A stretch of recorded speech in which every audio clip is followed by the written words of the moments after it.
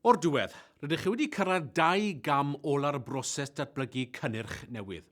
Bydd y cynllun datblygu cam wrth gam wedi'ch tywys chi drwy bob un o'r camau ac wedi rhoi'r cyfle i chi ddysgu ac o bosib i fynd yn ôl ac addasu a mireinio'ch cynnyrch. Rydych chi'n barod nawr i fynd â'r cynnyrch i'r farchnad a dim ond 1 cam arall sydd cyn i chi lansio ar y farchnad yn llawn. Mae Profi'r Farchnad yn golygu eich bod chi'n lansio'ch cynnyrch ar raddfa fach ac mewn ardal benodol sy'n cynrychiolich marchnad.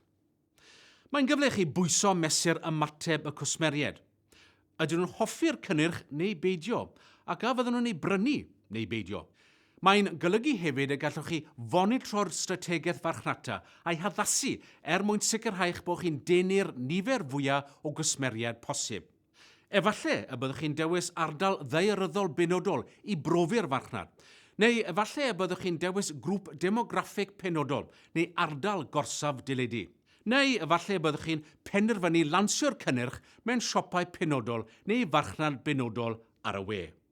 Os yw'r cynnyrch yn llwyddo wrth i chi brofi'r farchnad, wedyn fe allwch chi ystyried ei lansio ar raddfa fwy a symud ymlaen i gam masnachu'r broses. Mae hynny'n golygu mynd ati i gynhyrchu'r cynnyrch ar raddfa lawn a lansio ar y farchnad. Os bydd y cynnyrch yn methu wrth brofi'r farchnad, bydd angen i chi gael gwybod pam. Wedyn defnyddiwch y wybodaeth yma i addasu'r cynnyrch ac wedyn ei roi ar brawf eto. Mae profi cynnyrch ar y farchnad yn debyg i rwyd diogelwch. Mae'n lleihau'r risg marchnata, ond mae'n gallu bod yn ddrud. Mae hefyd yn golygu bod eich cystadleuwyr yn dod i wybod am eich cynnyrch newydd. Byddan nhw yn ogystal a'ch cwsmeriad yn gallu weld. Mae hyn yn golygu bod yn rhaid i chi bwyso a mesur manteision profi'r cynnyrch ar y farchnad yn erbyn y costau y gallech chi ei wynebu os na fydd pethau'n iawn. Mae datblygu cynnyrch newydd yn dipyn o her.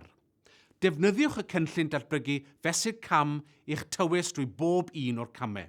Efallai fod y broses i'w gweld yn un hir, ond mae'n un werthfawr iawn, ac fallai'ch helpu beidio gwastraffu amser ac adnoddau'n ddiangen, yn ogystal â rhoi mwy o siawns i chi lwyddo.